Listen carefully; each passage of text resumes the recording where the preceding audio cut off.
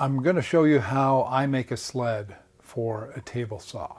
I made a video about a year ago when I was teaching covering this, and I'm going to use most of that video for this process. I'll switch to that in a little bit. I'm redoing the intro because there were a lot of references to what I was going to do at school and for my students. As I mentioned in my previous video on sled design considerations, this is the sled that I would typically build. Relatively large, big, heavy fence. This is 3 pieces of 3/4 inch Baltic birch. No front brace, and this works really well for me. The sled I'm going to make in the video is this sled. I didn't need another big sled. This one has worked really well for me. It's just small, and as I suspected when I made it, I use this more than anything else because most of the time I'm just cutting small parts. So what you'll see is centered around this sled. I do have a written description of how to do this, and it's available on my website, carlstammerjohn.com, and there's also a link in the description for the video. You want to start with the base. Now, I like to use 1/2 inch Baltic birch. This actually happens to be a pre-finished piece, so I would not use that. It's a little too slick. But bottom line is, whatever size you decide to cut your base, cut it to that size. But for this process to work well, it has to be absolutely square. So whatever means you use to get something square, a bigger piece of wood like this, you just really need to make sure it's square, because that's going to make the rest of this process much easier. Next, make your runners. Now, I like to use hard maple. So I've got a piece of 4/4 maple here. Now this has been milled, so it's actually a touch small for what I want, but it illustrates perfectly what I want to do here. So if you take a piece of flat sawn maple, right, you can see the growth rings are, roughly tangent to the face here, particularly along this edge. What I want to do, and I typically start with a piece that's about 1 inch square. I'm starting with rough material. And if you've got surface material and it's, say, 13/16, I think you're still going to be fine as long as it's straight. So a piece roughly 1 inch square. And what I want to do is mill it in the, on a flat sawn face down so it fits nicely in your miter slot. Now, it's really important that you've got just a touch snug fit. You don't want any play there. Now, this piece feels great. I just get a little resistance and there's no play, but that's actually not right, because this piece is slightly warped, and that's why it feels that way. So, make sure it's straight. That's actually a little bit loose, but straight and just fitting with no play. That will get you the best sled. So once you've done that, the next thing you want to do, right, that's the thickness, is plane and edge.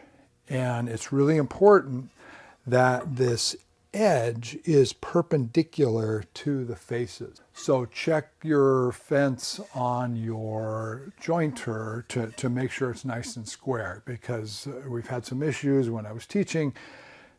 People ended up slightly crooked, which means, that's going to be the mounting surface on the underside of the base.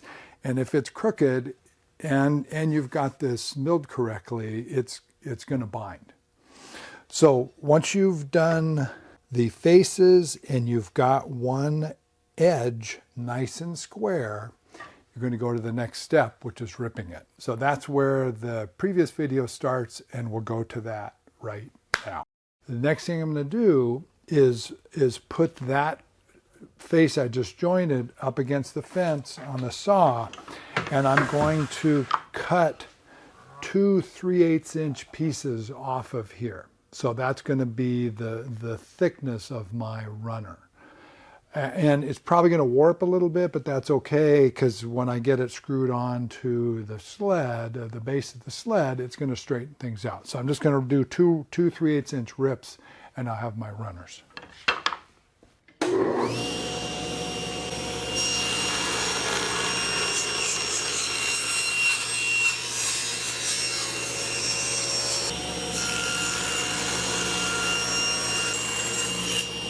Next, I need to figure out where I'm going to put the runner. So I have found the center of my base. I've got it marked, and I want to move 1 inch to the right, and I'll put a mark there, and that's where I want the kerf to be. Now, I'm actually on this sled, I'm going to put the kerf in the middle because I'm not going to use it for cutting things to length. So I'm going to pretend now that that's my spot. So what I want to do now is line up where I want the kerf, right? If you can have it off center, it'd be there. I want to line up where I want the kerf, and I want to mark on the bottom of the sled where my runner's going to go. So I'm just going to put some pencil marks there, and I'm going to create a dado there, a very shallow dado, to firmly locate the runner. Also, that's going to help me make sure that the runner is parallel to this edge. That I'm using that as a reference. So if that's parallel and this base is nice and square, when I put my fence on, I should be pretty darn close to square when I go to check it. So I've got the forest box joint blade in the saw here. I've got it raised up maybe a 1/16 or so. I just barely want to cut into maybe this first, or maybe totally cut into this first layer of plywood here. And I'll go ahead and make those cuts. I'll start at one side, and then I'll move the fence over a little bit at a time and sneak up on the cut until the runner just fits in there nice and snug.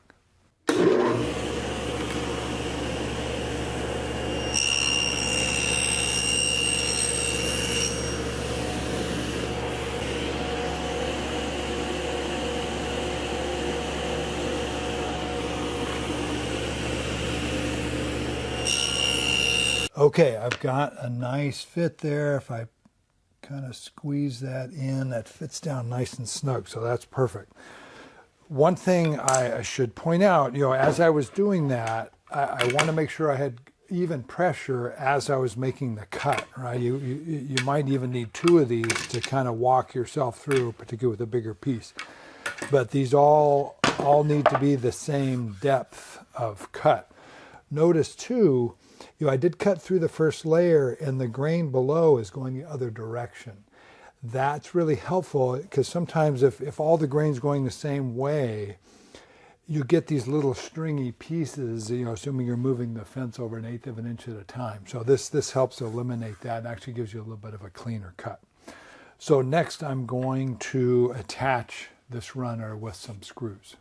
I'm going to attach the runner with some number 6 by, these are 3/4 inch screws. Sometimes 5/8 works better depending on how deep your dado is. But this is going to work fine. I checked the length. So I've got a drill here for the clearance hole and the countersink. I've got a drill for the pilot hole, and I've got a driver. Now in my situation, I'm going to leave these a little long, just because if they're the length of here, I think I want a little more reference as I'm moving this sled back and forth. So I'm just going to leave those long. I could always trim them off later if I need to. So what I'm going to do, I need to locate the holes here. Now remember, my fence is going to go back here. And I don't want to put a screw under the fence. In case for some reason I need to take a runner off or tighten a screw or something. So I'm going to put the first screw a little bit forward. My fence is here, so I'll put the screw, roughly about there.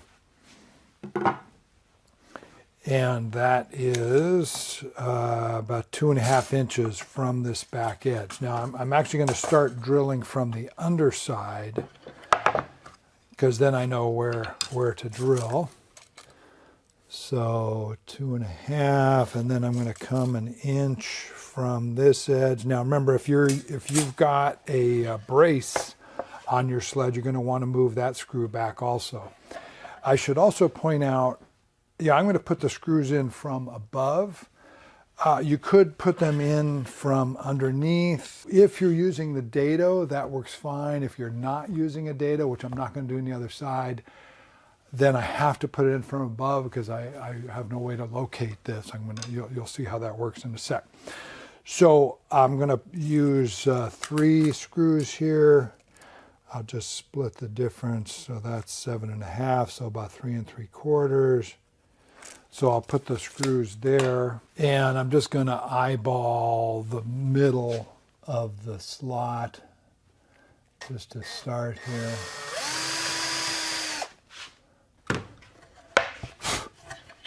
And now I'll come back here and countersink these, and then we'll go ahead and install that. So I've got all those countersunk. I'm going to slide this under here. Now, if this is a little snug, sometimes it's helpful just to sand this corner just a bit to ease it in here. Sometimes it just fits a little better, but this is fitting pretty good.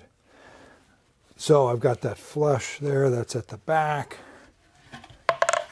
And I'm going to use the same drill that I did the clearance hole just to dimple that, and I want that up, so I'm going to put that there, and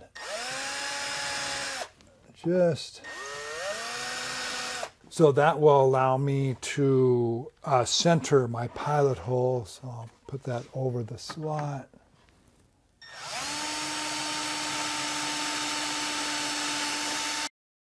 And we'll install the screws. Okay, make sure they're below that surface. Okay, so far so good. Next I want to align the other runner. Now, like I said, at school we put both of the runners in dados just to give just extra support to everything, makes them a little more bulletproof.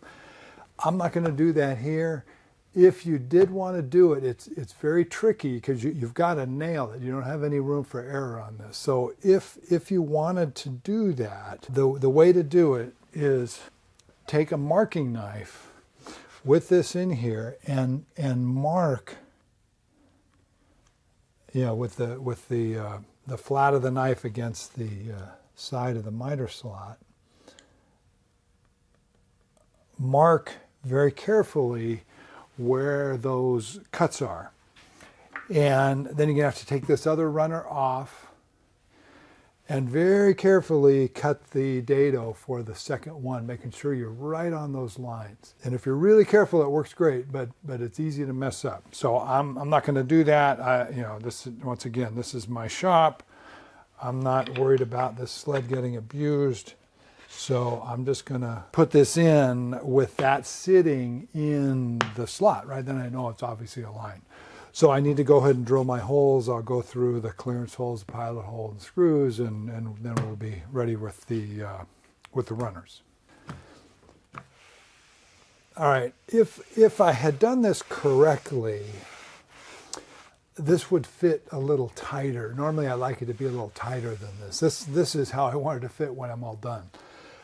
So if these were a touch tighter, what I would do now is I'd move this back and forth a few times and then flip this over and look at the edges of this and see if I can see where it's binding. Like I said, if I've done this correctly, I really should have it binding just a touch. And then what I would do to fix that is take a scraper, and if it's sharpened right up to the edge there, you can scrape where you need to fine tune that a little bit. I would not use sandpaper because I don't want to get the grit on there, and that's going to wear things a little more. So that's what I would normally do, but like I said, this one fits great. That's how I want it to fit when I'm done. So next up, I'll attach the fence. All right, and I should point out, on a normal size sled, I would use 5 screws, one at each end, one in the middle, and then one in the middle of the outer sets. One thing I should point out on your fence is the roundover that you use on here. No matter what the shape of your fence, I would strongly suggest that you do not put much of a roundover on here. I typically would just sand a small, just break the edge basically, maybe at the most put an 1/8 inch. The problem is if let's say you put a 1/2 inch roundover on here just to go to the extreme, what that basically does is then when you're clamping something to your fence or trying to hold something to the fence, it effectively lowers the height of your fence by the distance or the size of that roundover, because my flat surface here has now been decreased by 1/2 inch. And particularly if you're trying to clamp something near the edge, which sometimes happens, it can actually then maybe move your stop or something. So I would strongly, like I said, recommend don't put much of a roundover on these corners.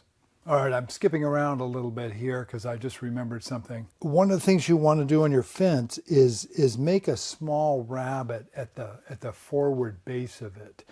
That will allow little bits of dust and things to kind of get pushed out of the way, so that when you put something up against your fence here, you're not jamming sawdust down into there. So I'll show you next how to make that cut. I've got the blade raised up a little less than 1/8 of an inch, and I'm going to set the fence so that it's almost taking a full width cut of the blade. Now remember, most blades are about 1/8 inch thick. So if I got a little less than that, I'm roughly 3/32. So I want to make a rabbet that's roughly 3/32 by 3/32. So I'll set that up like that, and then of course, if this was my fence, making sure I'm doing it on the front side, I'd go ahead and make that cut, and that will give me that little bit of dust clearance on the fence. The fence gets screwed on from underneath. Now I want to make sure the sled is square before I put a lot of screws in here. So I'm going to start by just putting one screw at each end. So we'll turn this over, and I'll find center of this is about 2 inches thick. So I'm going to come about 1 inch from the back and maybe 1 inch in from each side. Drill in countersink for a number 8 screw. I'll attach this, and we'll make some test cuts to make sure it's square before I put the rest of the screws in. Also, if I was making a sled with a brace, I would attach it at the same time. And the brace, you can put all the screws in now, because we're not going to be messing with that. In fact, that's good to do that. So I would do the same thing at the front of the sled, drill from the underside. I'll put screws every couple of inches or so. So one about 1 inch in from each end, and then about 2 inches in. One thing you really got to watch for is, of course, don't come anywhere near your kerf or your future kerf. So if I'm putting the screws in for, say, this saw, and I might be using this sled as a dado set later, or as a dado sled later on, I have to know that, as I stack up blades on here, they're going to stack from my kerf to the right. And if I tilt the blade, it's going to tilt to the left. So you really want to stay, at least probably 1.5 inches from your kerf to avoid ever hitting a screw.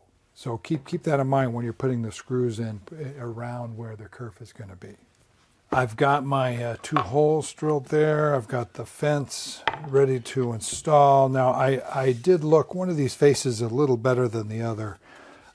So I've got that facing in, and Now, if I had a front brace, I'd use that to support this. This is just the offcut from the end of this, so I'm going to set that there. And I'm going to align as best I can, align the back of the fence up with the back edge of the base.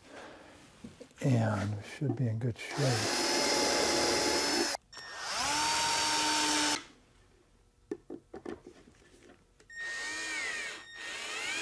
Now, I didn't countersink those deep enough. You definitely want to make sure those are deep enough, or if these screws heads are sticking out, they're gonna grind a groove in your saw top. That's actually happened at school a couple of times.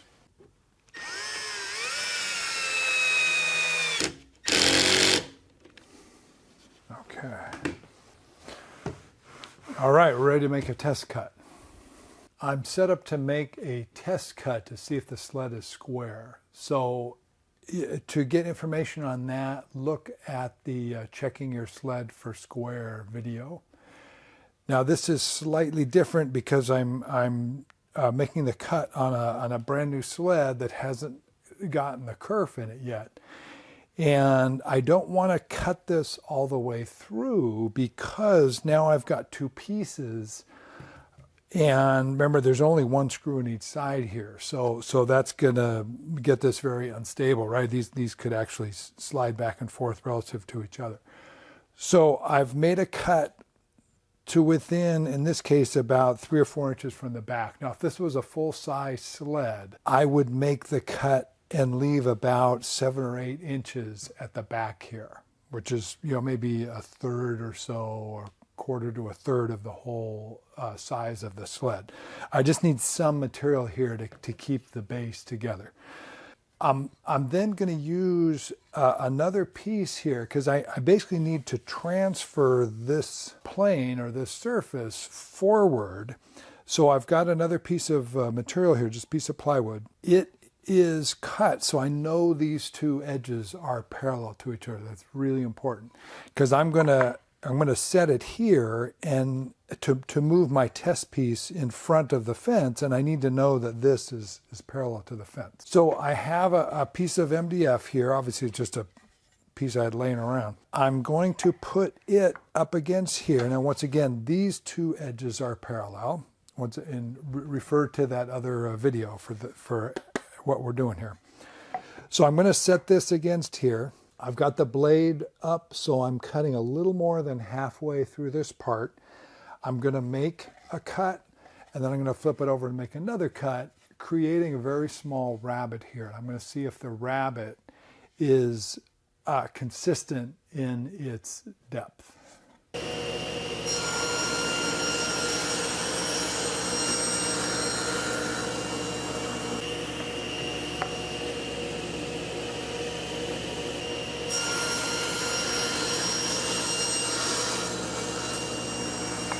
So we'll take a look at this, and that looks really good. Yeah, I'm going to do one more cut. Right now the rabbet is maybe a 32nd, and I'll be able to tell better if I make the rabbet even smaller than that. So I'm just going to make one more cut.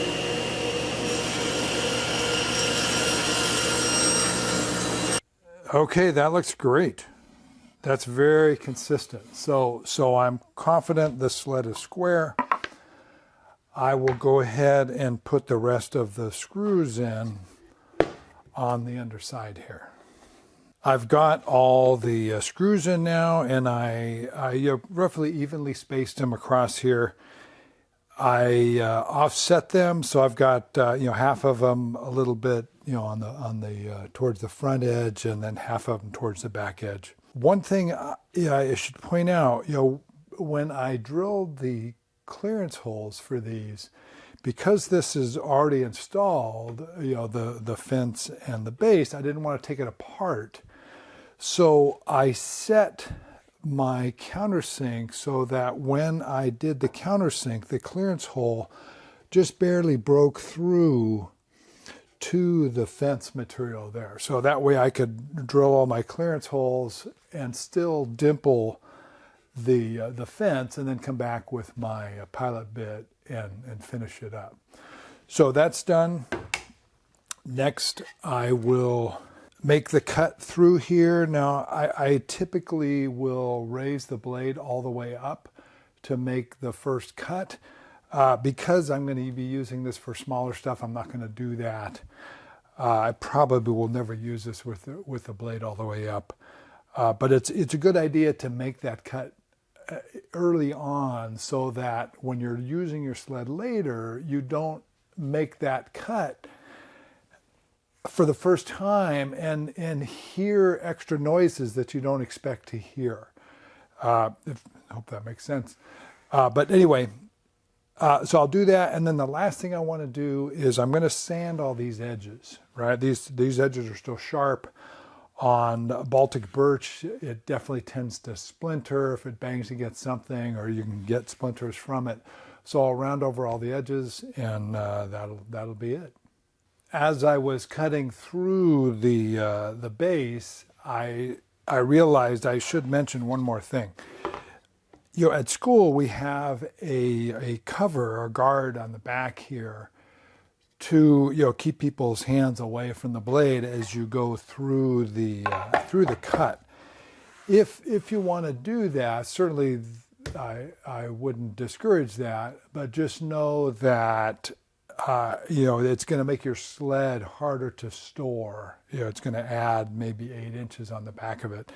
If you do decide to do that, we basically at school will just make a box without a lid on it, and then to make sure that we don't hit any screws, we'll typically glue it to the back of the sled, or to the back of the fence here. So if you want to go ahead and do that, that's a good safety thing, but that's totally up to you.